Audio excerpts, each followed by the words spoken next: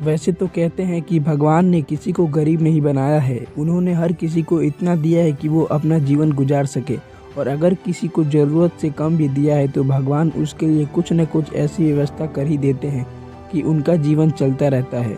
हम अक्सर दूसरे की अमीरी देखकर अपनी अमीरी और गरीबी का अंदाज़ा लगाते हैं। यदि हमारे पास 10 रुपये हो और सामने वाले के पास 100, तो हम अपनी नज़रों में गरीब हो जाते हैं और सामने वाला अमीर हो जाता है।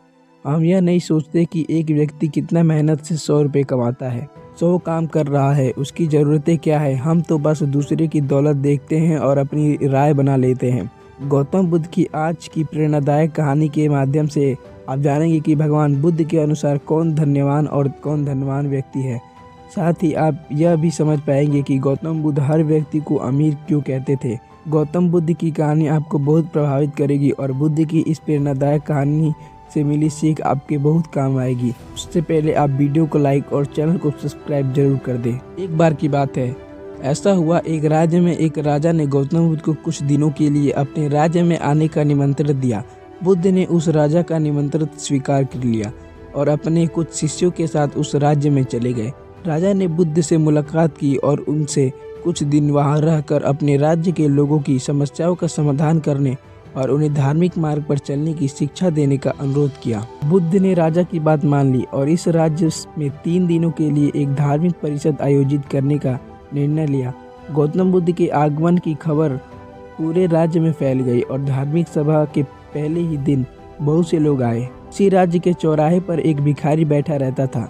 उसे भी गौतम बुद्ध के आने की खबर थी, लेकिन उसने सोचा कि धर्म सभा में बैठकर और वहां जाकर मुझे क्या मिलेगा। जैसे जैसे लोग आएंगे वे मुझे भिक्षा में भी कुछ न कुछ अवश्य देंगे।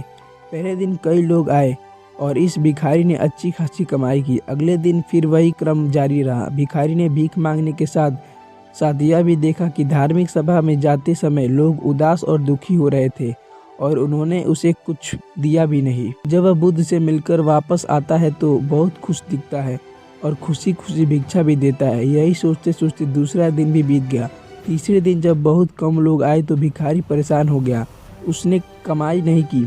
उसने सोचा कि बुद्ध तो सबकी समस्याओं का समाधान दे रहे हैं, तो क्यों ना मैं भी उनके पास जाऊं और अपनी गरीबी दूर करने का उपाय पूछूं। ऐसा सोचकर वह भी धर्म सभा में गया, लेकिन वहां लंबी कतार थी। बड़ी मुश्किल से उनकी बारी आई। बुद्ध के पास पहुंचकर उसने प्रणाम किया और कहा, प्रभु, इस गांव में सभी लोग सुखी हैं और सभी लोग धनवान तथा सुख सुविधा संपन्न हैं, फिर मैं गरीब क्यों हूँ? बुद्ध ने कहा, तुम गरीब हो क्योंकि तुम हमेशा दूसरे से मांगते रहते हो लेकिन कभी किसी को कुछ नहीं देते हो।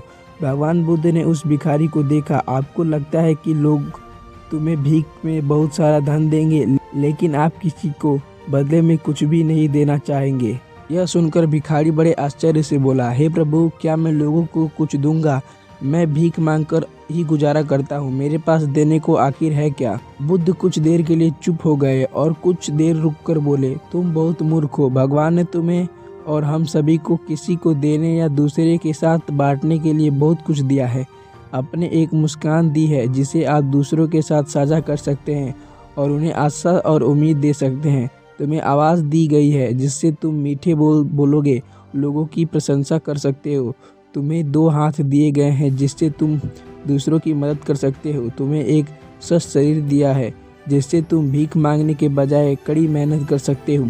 जिस व्यक्ति को भगवान ने बिना किसी कमी के ये चीज़ें दी है वह कभी गरीब नहीं हो सकता। आप सिर्फ अपनी सोच के कारण गरीब हैं। जैसे ही आप इस सोच से बाहर निकलोगे, आप खुद को दूसरे की तरह अमीर समझोगे और आपकी ज़िंदगी भी बेहतर हो जाएगी। दूसरी खुशी देखकर अपनी तुलना दूसरे से ना करें। भगवान ने सभी को अमीर बनाया है, बस ज़रूरत है तो अपनी सोच को सुधारने की। भगवान बुद्ध की बातें सुनकर मनुष्य को अपने जीवन का मूल्य समझ में आया और वह उनके द्वारा दी गई शिक्षाओं के अनुसार अपना जीवन जीने लगा। जब हम सभी अपनी तुलना दूसरों से करते हैं या दूसरों को खुश देखते हैं तो हमें लगता है कि हमारी ज़िंदगी खराब है और बाकी सब मज़े कर रहे हैं। हम अपने जीवन में कभी भी अच्छी चीज़ों पर ध्यान केंद्रित नहीं करते हैं। हम कभी यह नहीं सोचते कि भगवान ने हमें स्वस्थ शरीर दिया है, जो सबसे कीमती चीज़ है। आप कितने भी अमीर क्यों ना हो, अगर आपका शरीर उपयोगी नहीं है तो वह पैसा भी किसी काम का नहीं है। और वही अगर आप गरीब हैं लेकिन आपका शरीर बिल्कुल स्वस्थ है तो आप अपने आप में एक अमीर व्यक्ति। कोरोना काल में हम सभी ने देखा कि पैसा से ज़्यादा जरूरी स्वस्थ शरीर है। अगर आपको यह कहानी पसंद आई तो वीडियो को लाइक और चैनल को सब्सक्राइब जरूर करें।